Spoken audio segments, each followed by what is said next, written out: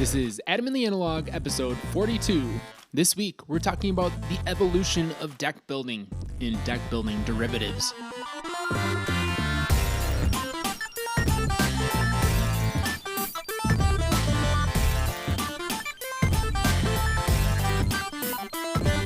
Hello and welcome to AdamantlyAnalog episode 42. I'm your host, Corey Murphy.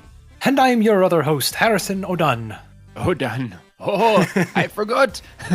I've been drinking Shamrock Shakes for the last month and a half, and I didn't even make the connection that it is the day. Happy St. Patrick's Day. It is St. Patrick's Day, yes. And being that I am a Murphy, I have it in my blood.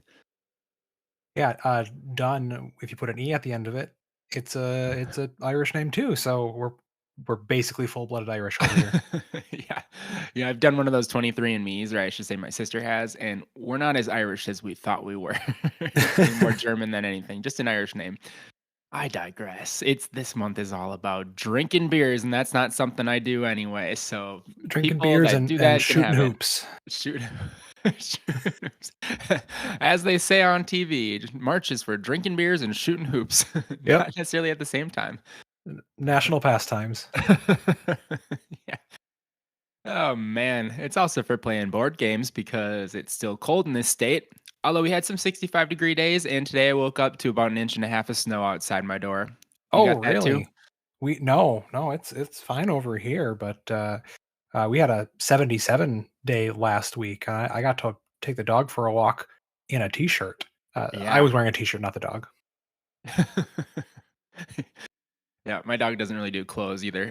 When it's really cold, we'll put a little sweater on her. But yeah, so Wisconsin, right? Yeah. That's what this is all about. 65 one day and 34 and snowing the next day. It keeps you on your toes. Absolutely. Well, when you do go inside, when you do stay inside and play games, what you been playing recently, Corey? More SETI? Yeah, it's a good question. Yes, more SETI. I'm kind of obsessed with SETI right now, and the game's really starting to click with me. The first time anyone plays it, I think it would be overwhelming, but you quickly figure that out. Although I have to say, anytime we've taught this to someone or anytime we've played with someone that's learning, that person has been at a pretty serious disadvantage compared to the others that have experience with it. And we had a pretty big score gap in the last time we played because of that. There was one person learning and 3 that had played. Yeah, I've been looking forward to learning this from you. And every time you're like, I'm still playing it, I'm like, uh-oh. I mean, for me, like learning these games, especially the big and hulking masses of mechanics, it's kind of about the discovery more than the competition. And I feel like this game is almost insular enough where you're trying to push yourself to score higher than your last score, and it doesn't really matter how you fare with the competition. But I don't know. Not everyone thinks that way, so I could see how it could be frustrating. I love the game. There's one mechanic that comes up as an issue for most people, especially when they first are exposed to it, and that is where you're scanning these sectors to look for alien life, basically. And it's this kind of weird, bizarro area control element where the person that caps off the sector puts their last scanning chip in there, basically triggers an area control check, like whoever's got the most in there. And the tiebreaker is the most recently placed chips. So very often there are ties, but it is heavily disadvantaged for the player who gets in there first, because then everyone else is looking at it and they're like, oh, where can I scan to just like finish off some sections and steal some area control wins? And I can see how that can be frustrating to many people who are doing a lot of work on that up front, and then others just go in and limp in and steal it from them. But I'm starting to realize that the true prize is the data that you get from doing that in the first place. So I know this is like foreign to anyone that's never played the game, but I'll just mention that. I think if you start to see it through that perspective, it makes more sense. And it's like you get all this data, and that data can be converted to do other things on your board. And that's really where it's at. I thought you were going to say the true prize is the friends you made along the way. Yeah, that's true. And the enemies you make along the way too. But I continue to be impressed by this game, and especially impressed by the differences in the alien species that you discover. Obviously, the big hook is like, at some point in the game, you trigger the discovery of an alien and you flip over a tile and bring all these new mechanics into the game. And I think there's 5 of them in the box. I've played about 4 of them now, and they're all very different and very cool. And they're all like I mentioned in the last podcast, beneficial. So they're just fun. It's like, here's all this cool stuff you can do to get more prizes. And who doesn't like that? I love me some prizes. So Harrison, let's do it sometime. Play City? Yeah. Yeah, I'm waiting. You Okay. just gotta come visit me, or I gotta come visit you. I know this We month is gotta stop crazy. being so busy. Yeah. In April, things will change. I'll be much more available to the world. All right. How about you? What have you played? Well, my last game night was actually just full of deck building games, which ended up being a great thing because we're going to talk about deck building games today, Oh, but not just any deck building games, right? We're going to talk about it's sort of the evolution of deck builders, right? Where things that have been share a lot of DNA with deck building games, but yeah. one of those games I'm actually putting on my list. But the one that I want to talk about here is just like what I've been playing recently, the Quest for El Dorado, the Golden Temples. So I didn't realize that one of the expansions for the Quest for El Dorado, the Reiner Knizia racing deck building game, actually is a standalone experience, and it takes the idea of just navigating the jungle, trying to get to the end of the race before everyone else, to now it is a more open space and you actually have to run to three separate points on the map and then back to the start, collecting these three different colored gems. Hmm.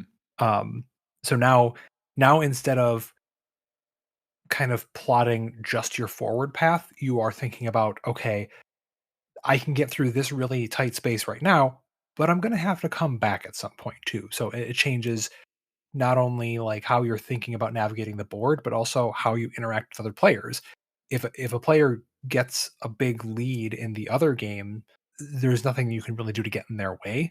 But in this part, you have to go back at some point, and you're very likely going to run into someone who's going to clog up your game too. So I thought that Oh, was that's really cool. cool. Yeah, Yeah, because yeah. the first one you just get to the end of the line and you're like, okay, I'm done. Right? Yep, exactly. I Yeah. made it to El Dorado. I guess I'm gonna live here now. Yep. So it was a cool twist on it, and then the game ends up playing a little longer too, which means you get to play with the deck with the engine that you've been building a little bit longer. Just like a couple extra turns of having your okay, this is my engine, this is my good deck. A couple turns of that, and I thought that was really neat too. Nice. Is it true that in that game only one meeple can occupy each space? Sure is. Okay, so that's the big hook, like getting in each other's ways because there are those sort of narrow passages between the tiles that I remember. Yeah. Yeah, okay. And then it's like, oh man, I wanted to go that route, but now there's someone there and it's gonna take me 4 moves to get around the other way. Yep. Oh, yeah, that's cool. It's a nice introduction to interaction in in a deck building game, which historically, like some of the earlier ones, are very like, oh, I'm doing my thing, you're doing your thing. We might as well be doing it separately, and then just comparing numbers at the end.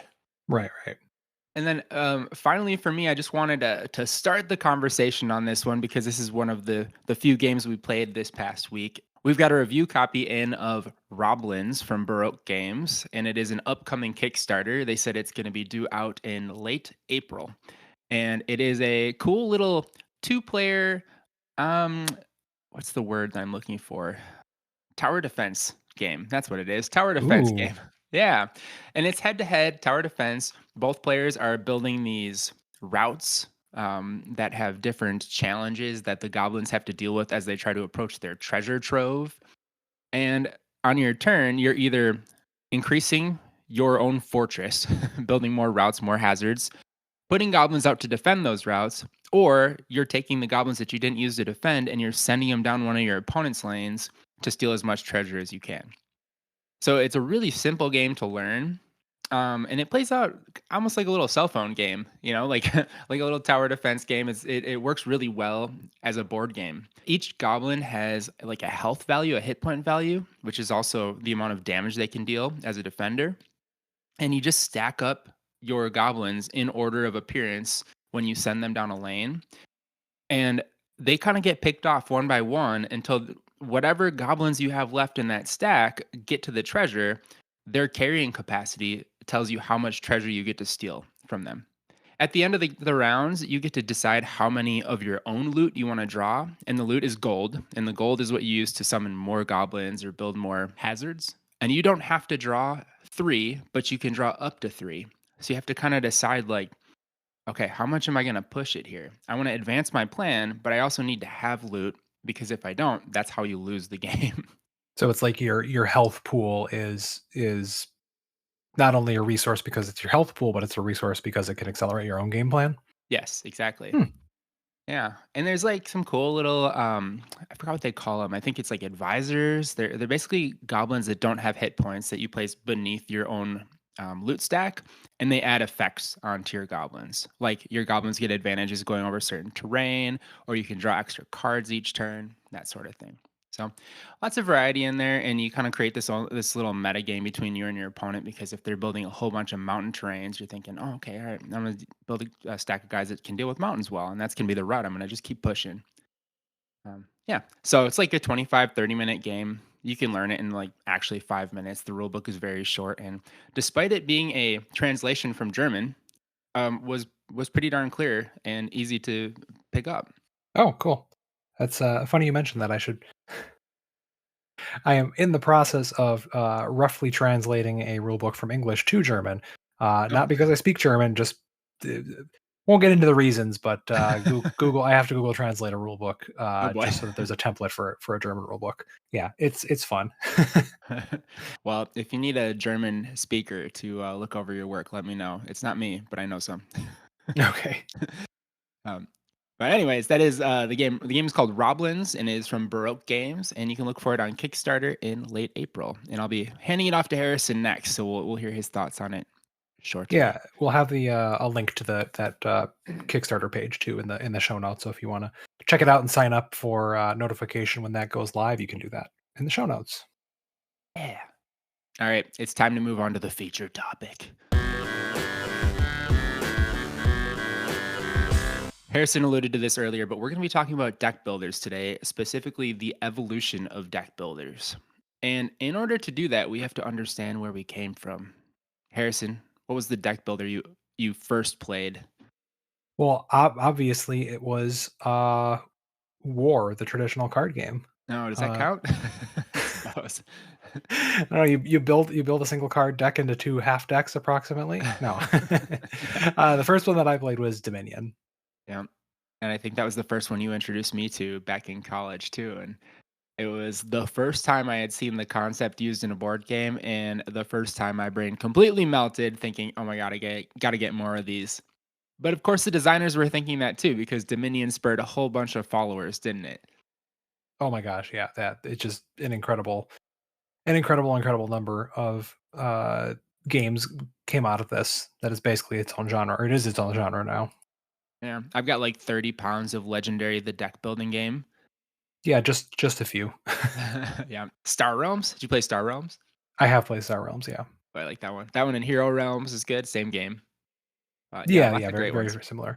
I mean, there's like a whole series of these I guess you can call it river type deck builders, right? Where there's a just a series of cards that come out in the middle of the Yeah, table throughout the course of the game. The DC deck builder, like the whole Cryptozoic deck builder line that they used to have. yeah. Yeah, and a lot of those, the core idea is that you have two different resources. You have some purchasing power and some attack power. The purchasing power makes your deck better so that you can do more attack damage. The attack power means that you're gonna gain some points. And you most often will gain points by attacking something in the card row, or sometimes there's like a common, like repeatable enemy that you can keep going after. Or attack And each other. sometimes you can attack each other, like in Star Realms, right? Um, and the balance is like, how much of one thing do I have before I pivot over to the other thing? Or do I go aggressive and I start attacking right away?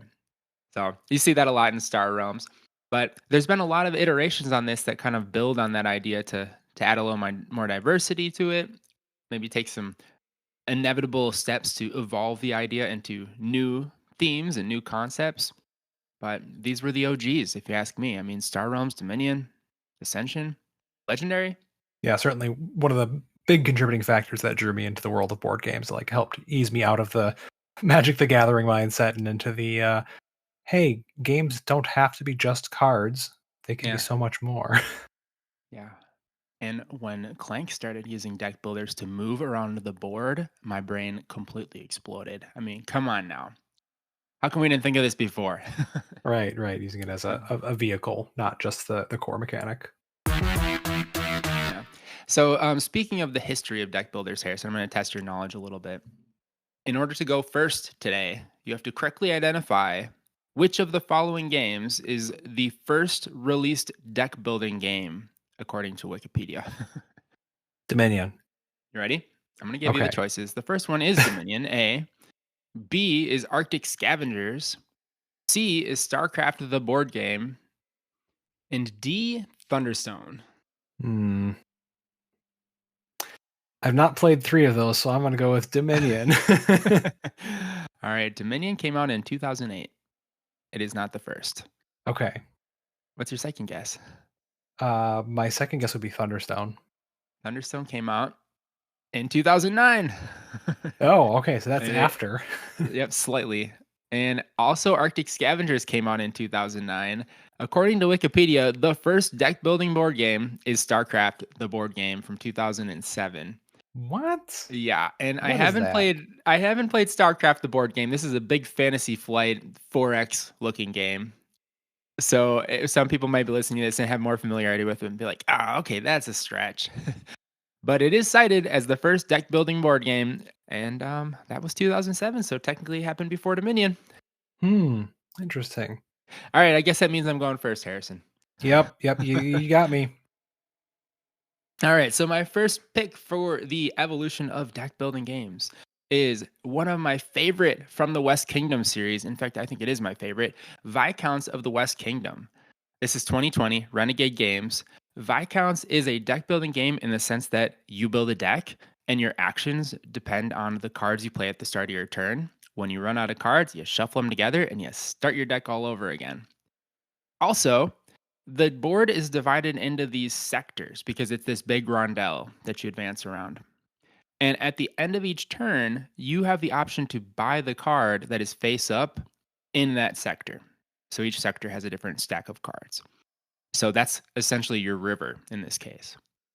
You also have the Hmm, option at the start of your action to discard the face up card, which is called dismissing the card, in order to get the benefit that it provides towards an action that you can take. So that's the way that you kind of like cull them from the row. You either block your opponents from getting them or use them for your own gain or, see more through the deck so you can buy something later. So it's kind of a cool game, kind of unique, and I haven't seen a lot of this done. But the concept is when you play a card, you play it into your player board, and there's three spaces horizontally. And each time you play a card, you shift all of the cards that have been previously played over to the right, and one's going to kind of get booted off. So cards have effects when played, they do something. Sometimes they're ongoing as long as they're face up on your player board. And then some cards even have when removed effects. And so when they get booted off, they do something for you. So there's a lot of considerations to make here, and it's quite a bit of depth to this game. Actually, I think it's quite a bit heavier than it lets on. wasn't, the recent Frank West Kickstarter, the City of Games, released the Emberleaf card game? And don't they have, like, a card dancing mechanic? I think that's what he calls it. Ooh, I like that. I don't know. I'm not familiar. Yeah, his whole thing was, you put cards on this tableau, and then it shifts everything over to the left, Hmm, and cards can have effects when they're played, effects when they shift, or effects when they leave your board. there you go. So it sounds like that's, even a further evolution of that. Neat. Yeah, the next step. I think it was a great idea and makes for a really fun game in Viscounts. Yeah, I haven't played all of the, uh, of the Cardinal Direction world games. I don't I Which ones have you the played? those, I've gosh, I don't know at this point. You have Architects, right? I used to have Architects, yeah. Okay, Arch Paladins. Architects of the West Kingdom was the game that made Lauren go, "Oh, you know what? Actually, I think I don't like worker placement games." Oh no. Okay. So yeah, I used to have that one. I definitely have played the original Raiders of the North Sea a few times, but I don't think I played anything else in the North Sea series. And I've Okay. played Architects and Paladins, I think. They get considerably heavier as they go. The Yeah, East Kingdom yeah. ones are, like, really dense. Yeah. Like, too much, and I like complex games, but just too much. But yeah, I think the West Kingdoms are all bangers. Like I said, Viscounts is actually my favorite. It's not usually looked at as the best of the series. I think most people like Paladins or Architects better, but all three of them are hits. I mean, they're solid like 7.5 pluses on BGG, and they are all very different from one another, despite using a lot of the same like icons and themes and things. But yeah, would recommend all of them. So again, that is Viscounts of the West Kingdom 2020 from Renegade Games. All right. Well, my first pick, I'm actually going to stay in the Renegade Games family, and I'm going to go back a few years before that, even, and talk about a little game with a horrible, horrible first player marker. We've hinted at this before. This is Altiplano. So Altiplano is largely considered the successor of was it Orleans. Orleans? Yeah, yeah. So like it's a bag builder instead of a deck builder, but I think that those genres are very much intertwined. Um, and so in Altiplano, you're building a bag of different goods that your little civilization, your village, is able to output, and like each token represents not a good, but your production of a good. So when you Mhm. put it out on your board, it is saying, "Hey, I'm sending my goods this month to these people," or something like that. But I want to talk about bag builders, like in general. I think that's an important part on this list because it takes that idea of building up a pool of things that you're randomly drawing from and then resetting. Um, but bag builders will more often have cards that stay out of your deck and then go back in. So it takes that concept of like a deck thinning mechanic that has become so powerful, and especially from Dominion in a deck building game, and really plays with the idea of, okay, of putting cards out but then also putting them back in and changing how your deck feels and the density of that throughout. Mhm.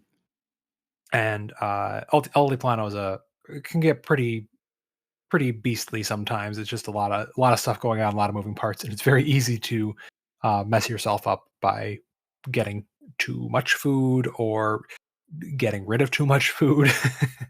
um, have you played this one? I forgot. I never have, no. Okay, yeah, we really like it in this house. It's one of Lauren's go tos. Although we have a basically we named the first player marker an expletive because every time you pass it, it falls over or falls apart, and then you shout that expletive. So that just became its name. Okay, there you um, go. yeah, I saw someone playing Altiplano at the Winter Games Festival, and I wanted to go up to them and tell them that story of like, hey, we have a name for this first player marker. And then I was like, wait, these are complete strangers. I am wearing my company's sweatshirt and Yeah. representing my company. I should probably not just randomly approach some strangers and start shouting expletives. Uh, um, but yeah, I guess I didn't really go into the full rules explanation of Altiplano, but yeah, it's a bag builder with yeah. lots of little tokens and some moving around a sort of rondel to take different Nice. actions. So, Harrison, I'm sending you a link in the chat to an Etsy upgrade for Altiplano that features a brand new first player marker. Make your life a oh, little easier. thank goodness. That sounds. Oh, I know what I'm getting putting on my Christmas list. Yeah. Hey, I'm glad you added a bag builder. I wanted to do so too, and I toyed with the idea of adding Orleans on here, and actually wanted to add Resurgence, which is a Stan Kordonsky bag builder, similar to both Altiplano and Orleans, in that you're drawing chits from the bag that represent different kinds of workers. And just as an idea, as a concept, bag building is loosely related to deck building. I think it would kind of depend on like how those workers are used, but especially in Orleans, there's so much diversity in like how you can use them to program different actions that you're sort of trying to strike this balance and call the ones that you no longer need from your bag by sending them to, I think it's like the court in Orleans. There's a board you can basically exile them to for points. Um, and I think that's one of the main and most important concepts of deck building is, well, there's a certain point where your deck gets better and you don't want the bad cards in there anymore, and you have to kind of tighten things up. Oh man, and now you I just thought of a game that I want to put on this list instead. So I'm gonna have to think of another reason to talk about. Uh, oh gosh, Champions of the Underdark. What's Oh, the is that the um? Dungeons and Dragons one? Yeah, yeah. Tyrants of the Underdark. Tyrants of the Underdark. That did that really well too. This idea of you want to thin your deck at some point, but the deck thinning mechanic is how you score points. Mhm. Um, and that added the whole board element before Clank did too. Nice. That's a good one. Is that cooperative?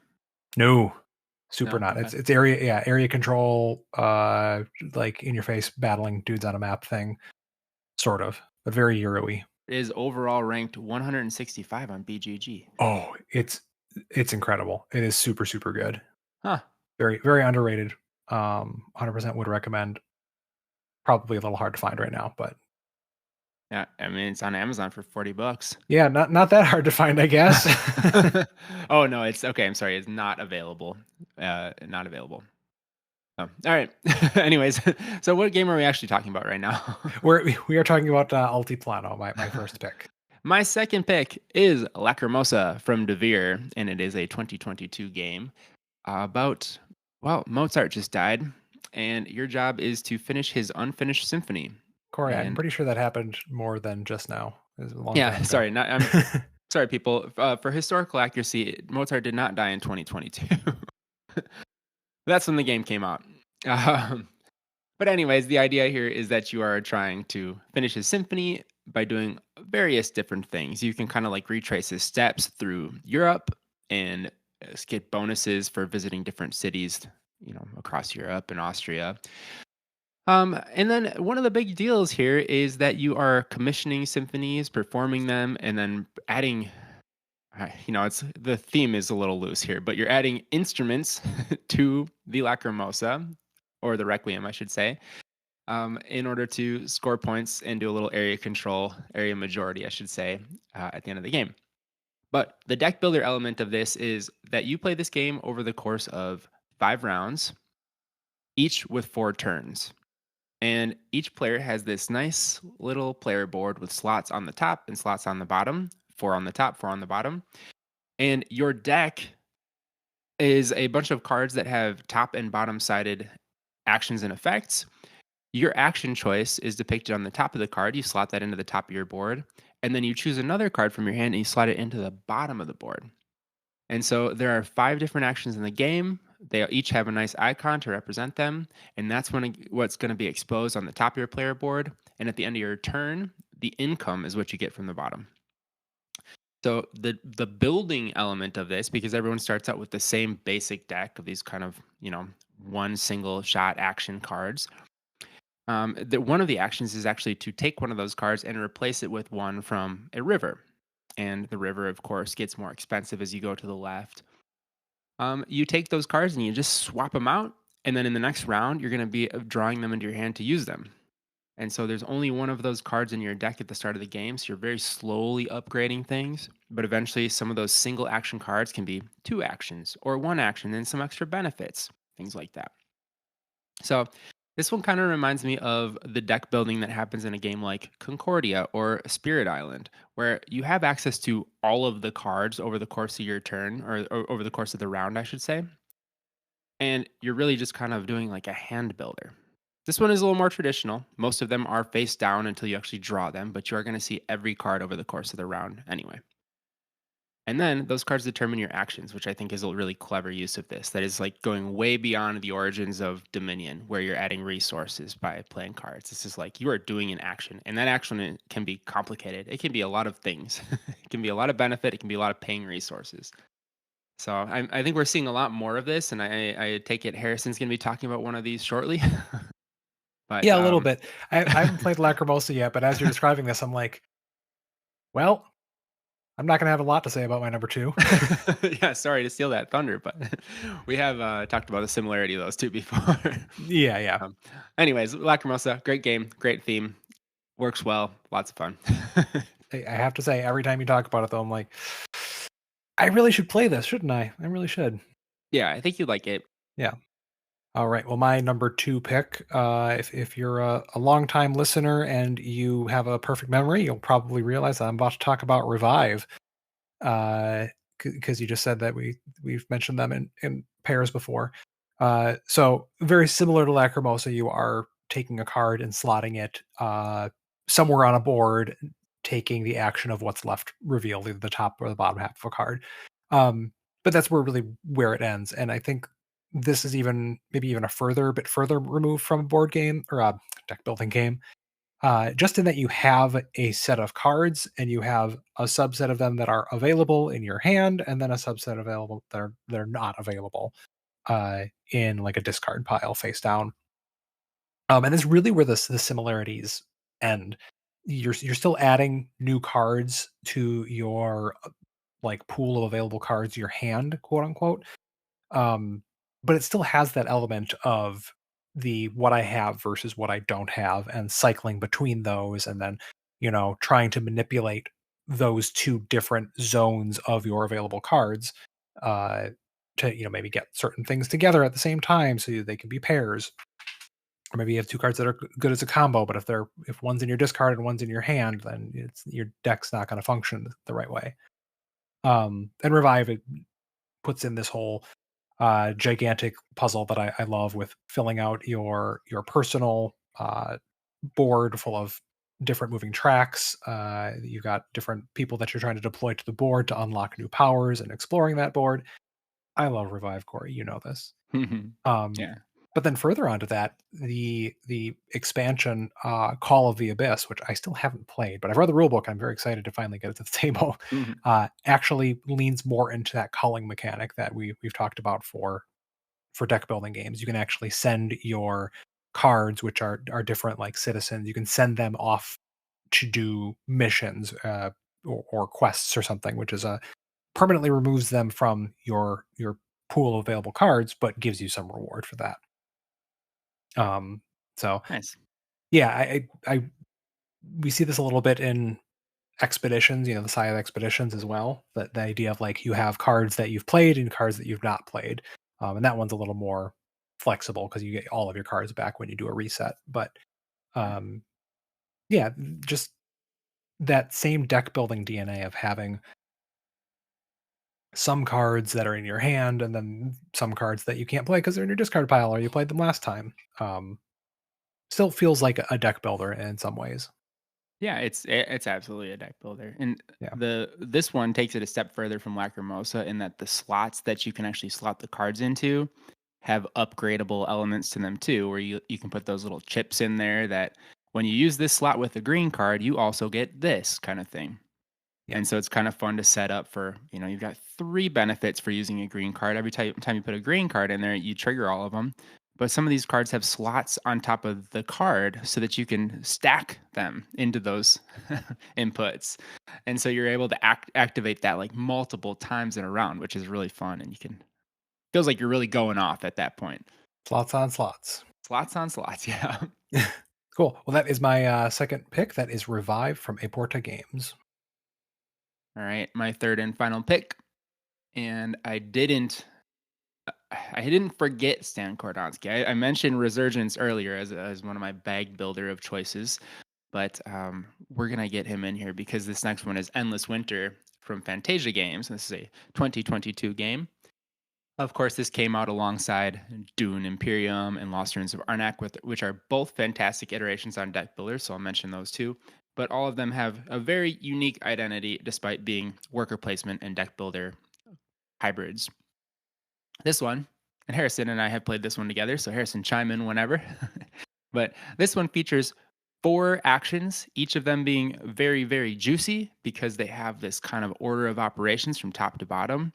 And one single action requires like a whole bunch of stuff to happen for you. Yeah, a lot. Yeah. Yeah. But the cool part about this one is that the way that you build your deck is very unique. One of the actions is to take tribes cards, and one of the actions is to take culture cards, and then the other two involve, hunting for animals or exploring the tundra, for example.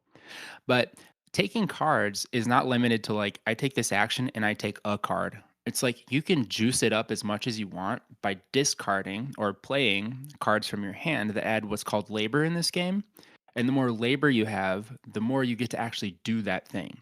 So taking one action on the tribe card action, you could be like drawing 5 cards into your deck.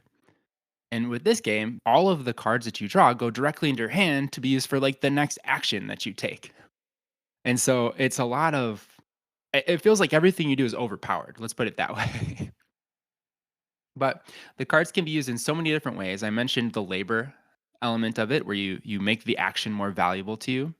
There's also the chance to play cards at the start of your turn as if they're culture cards, which add kind of like a more of an impactful effect. And then finally, at the end of the round, players face down bid cards that they have left over to make an offering. And the person who bids the most labor in that way will get a better spot in turn order.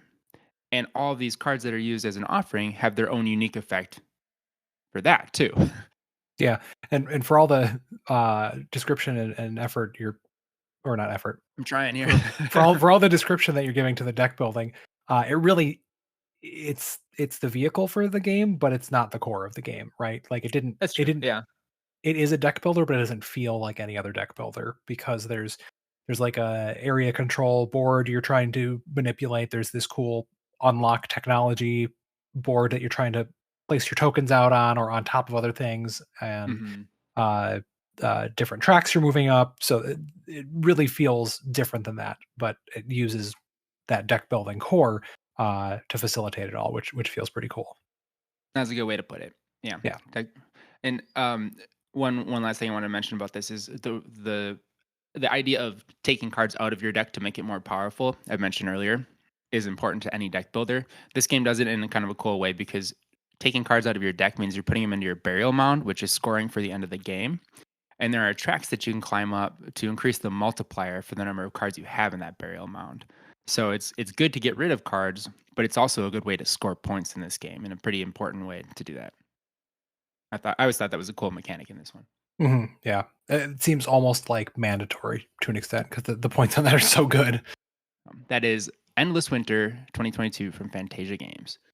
All right. Well, my final pick, I'm actually going to bring us right back to one of the originals, but not back to Dominion. I'm going to bring us back to Donald X and Donald X's most recent game, or one of them, Moon Colony Bloodbath from 2025 by good old Rio Grande Games.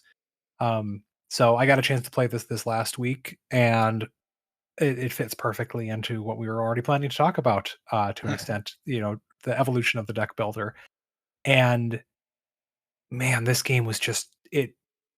When I sat down to learn it, every rule that, they taught, I was like, "Okay, yeah, nope, I see exactly where this came from. This is super cool."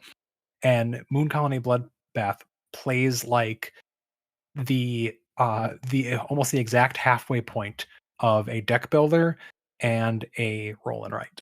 That's awesome. So you are it's not cooperative, but you are all playing almost like a cooperative game where there's a central deck of things. You flip a card, everyone does that thing, and then it's the last person or the person with the most colonists still living when somebody loses all their colonists is the winner. So there's kind of like the survival element where bad stuff is happening, people are dying, your people are dying, which is your score. And when someone hits 0, when someone all their people are dead, then you see who's got the most people left, and that's the winner. Hmm. Um, so the game starts off with a deck of, I think there's like 6 standard cards, and then you throw 2 random events in there that drastically change basically how the game feels. We got 2 positive events, which was, I guess, pretty rare.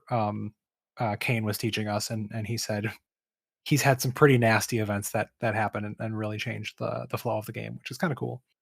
Um, and then as you're playing, you have an opportunity to you have a separate deck of cards that you are building like a tableau in front of you, and activating one of 5 different actions whenever a do work card comes up out of the central deck. And so there's this balance of like trying to build up your tableau while bad stuff is happening, trying to destroy it. And the arc of the game goes everyone's kind of building, building, building, and then enough bad stuff gets in the middle deck that everyone's stuff starts deteriorating. And all of a sudden, everyone's like killing off 8 people a turn or destroying their buildings. And it's just got this really cool arc and it also takes that. It doesn't really use any of the deck thinning elements, but by adding more good stuff for you, you're kind of giving yourself a little more breathing room each time you go through the deck. Uh, and I didn't even talk about the theme. The I'm if curious. you've heard of this game, you've probably seen the box art for it. It looks like a pulp science fiction cover thing. It's basically about a fictional set of colonies on the moon, but all of the robots have gone haywire and are starting to kill the colonists. So each round you're adding a random robot into the deck that does something horrible. Like the first one we got was a military robot, so it killed 8 people, but it gave us $2 to spend. um, yeah, it's just like super fascinating twist on the deck builder because you're all building the same deck and playing with the same deck, but how you react to that and how you use those different actions, uh, the, to make your own interpretation of your board and your board state is just so cool. And that's kind of where like the flip and right or roll and right element comes in. Some this Yeah, looks like a lot of fun. The art is hilarious, and I think it might be like it might be a little polarizing. I'm sure there's some people that are like, I don't know, bloodbath, yeah, space, sci-fi, like not my thing. But those that care about it are gonna see it and be like, yes, sign me up. I need to play this game. yeah. It is. It's a very cool experience. Yeah, I told Lauren about it, and she's like, "Why are you telling me about this?" And I said, "No, no, no, wait, don't be scared off by the name." Yeah. Yeah. So this is a very Nice. new one. Should be pretty easy to get a hand on a copy at this point, hopefully. But definitely worth checking out. It's a cool take on the deck builder by one of the deck building OGs. Yeah, man, what a nice way to finish off this list by like capping it off with another Donald X Vaccarino at the end of the list. That is Moon Colony Bloodbath from Rio Grande Games. All right. So just to recap, I picked Viscounts of the West Kingdom, Lacrimosa, and Endless Winter. And Harrison picked Altiplano, Revive, and Moon Colony Bloodbath as our deck building evolutions. Hey Corey, guess what? It's a good list. This is a good list. Harrison, you have no idea how hard it was for me not to talk about Slay the Spire, the board game on here, but I feel like we've talked that one to death. Well, yeah, and that's not really an evolution of the well, it's an evolution of deck building in the sense of like Pokemon evolution, like it's just bigger and better. Yeah, but you can upgrade the cards. No one else does that. Eh? Mm, Yeah. yeah, yeah. Okay. All right. Anyways, well, let's move on to the outro. Hey, what are you playing, watching, doing outside of games? I've been waiting all episode to talk about this. I feel like I want to issue a small retraction or modification on my last week's post list about the bazaar. So right around the time that we were recording, they had just come out with a brand new, free to play open beta thing, and I didn't really understand the full scope of what their monetization was. And I think I like mentioned there was a little bit of weirdness about it, but it's gotten worse.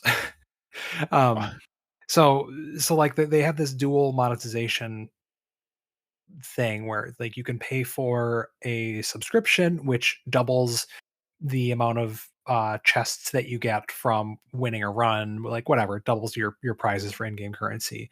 Um, and then they also have a battle pass type thing. But the battle pass gives you an expansion for your card pool when you buy it, and then when you finish it, it gives you another one.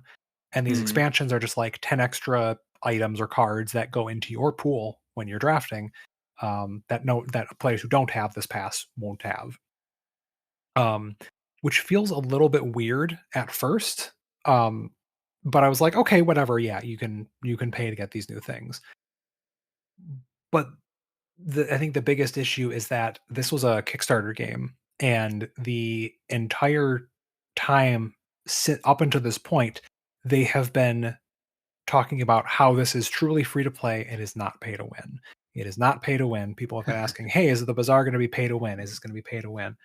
Yeah. And then they released this first monetization thing and the first expansion card pack. And the first expansion card pack is OP as heck. It is 100% an increase to your win rate. Uh, Um, and so then when it's like, hey, hey, hey, hey, guys, this is actually kind of pay to win. These cards are really strong. They're like, no, it's not pay to win because in a month you can unlock these cards with currency in game. Like, After they've yeah, but been it's nerfed. yeah, and they already have been nerfed, Yeah. which just adds fuel to the fire. So it, like it's a really good game, but the team and especially like the face of the conversation, the former Hearthstone streamer Raynad, Mhm. uh, he's not been doing a great job of like talking to people. Basically, when people get upset about him about that on the Discord, he either like bans them, blocks them, or tells them they're dumb and they're wrong. Um, Yes. which like might be true, but also that's not the right way to handle that. Yeah. To quote someone who I don't want to name drop because he's a little problematic. There's this idea that if a player or a consumer tells you that there's something wrong, they're almost always right, and if they tell you how to fix it, they're almost always wrong. So like, Mm. I mean, there's a ton of people who are very upset about this, and this does feel real bad, and I think they're not doing a great job with the messaging on it. But they're not acknowledging that the community thinks it's a problem. They're just kind of like doubling down. So I don't know what that says about the future of the game and its monetization. They're like the subreddit right now is just like full of posts of "Hey, I'm voting with my dollar," and then screenshots of like chargebacks or refund email requests and things like that. So things are a little on fire. So if you go Yeah. play that game, it's still a lot of fun. Just if you want to check it out, do it now instead of in a month when it might be shut down or bad. I don't know. Uh, yeah, it certainly takes a lot of action like that to change their behavior or impact the monetization system. I know a lot of people will say, "I'm just gonna boycott them," and then they like, there's like one person that does that, and then there's like three people that are like, "I'm gonna pay $200 into this game," and you see where the math goes there. It doesn't matter about the one boycott. Right, right. Yeah. So it's just kind of a weird state right now.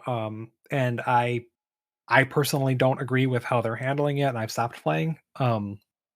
I'll see how long I can hold out on that. I don't know if I'll find another game or if I'll just go back to it because it's still a solid game. Yeah, But they're kind of losing control of the narrative on that. yeah, it's tough when the game's really fun, isn't it? Yeah, it sure is. Mhm. All right. How about you, Corey? What have you been doing outside of our dear board games and playing Well, SETI? yeah, I've been playing Steady. Steady is a 4-hour game, so it's not nothing to scoff at there.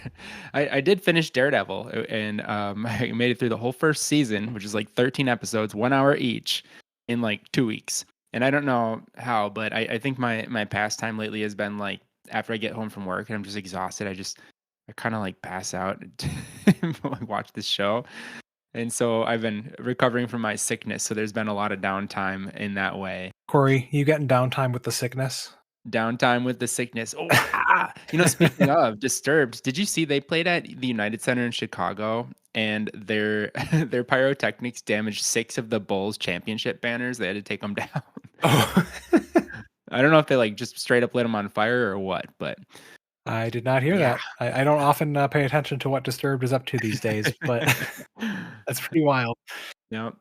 So, anyways, Daredevil, good show, would recommend. But follow up from last week's episode, in which we talked about deck builders, and we did today too.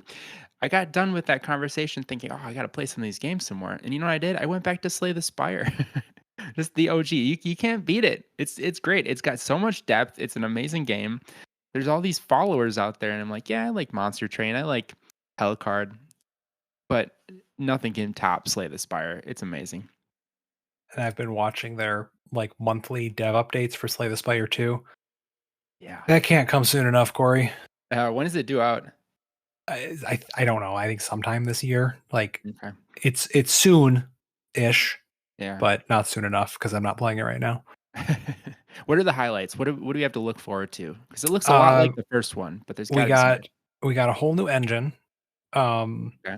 And they're building it with a forward looking perspective now, which means they have the option to add more content after release, which I think is the cool part, right? They Mm, technically added the defect and the watcher after release, but I from what I understand, it was a very difficult thing because the original framework wasn't built for that. mhm. Um, but they're building it with expansion and an idea in mind. But at release, they're going to have a new class. I think it's the Bone Mancer something. I don't know. There's something that has like a pet class. So you have summons that you're using to fight. Okay. Which I think was like a big wish list item for a lot of the original Slay the Spire fans. Um, and then they just announced that there's a new card type called like quests. So it's a card in your deck that does nothing until you fulfill the condition on it, and then it gives you a reward. Mm. So the example they showed was uh, a card that does nothing, but then when you visit a rest site, it upgrades.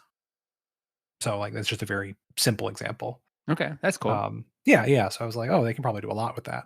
Yeah. Uh, and their monthly updates on Steam are very fun. They do a like little teaser style "Who's that Pokemon?" where they show an outline of an enemy in Slay the Spire 2, and then they give the community an opportunity to guess what it is. Um, and the guesses are often like people just filling in the artwork to what they think it's going to be. Yeah.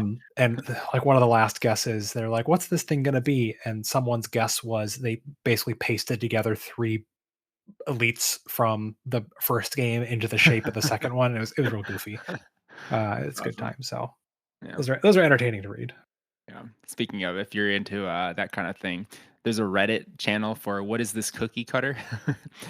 And people have these really like bizarre looking shapes on their cookie cutters, and they say, "What is this supposed to be?" And then everyone in the comments like draws in what they think that they could be, and they're really bizarre images that they fit into those spaces. It's usually like, well, there's some memes that go on where they're like, "It's a rose," and it doesn't look like a rose, but they make it look like a rose Right. every time. All right. Well, cool. That's a good place to stop for this week because guess what? We got to save some information for next week. Yep. Yep. We gotta make sure we don't talk about deck builders next week. Yeah. We're gonna change it up a little bit. We've hit the deck builder thing hard lately, but with good reason. They're amazing, right? They're a lot of fun. Thank you for listening. Please like, comment, subscribe on YouTube or on your podcast player of choice. We'd love to hear from you. And then finally, give us a follow on Instagram where you can see photos and pictures and updates about the various games that we talk about on the podcast. We are at AdamantlyAnalog on Instagram. And lastly, happy St. Patrick's Day. Oh, yeah. Thanks for listening. Bye. Adamantly Analog is Corey Murphy and Harrison Dunn. Original themes and bumper music by Corey Murphy. Reach us at adamantlyanalog@gmail.com. Thank you for listening.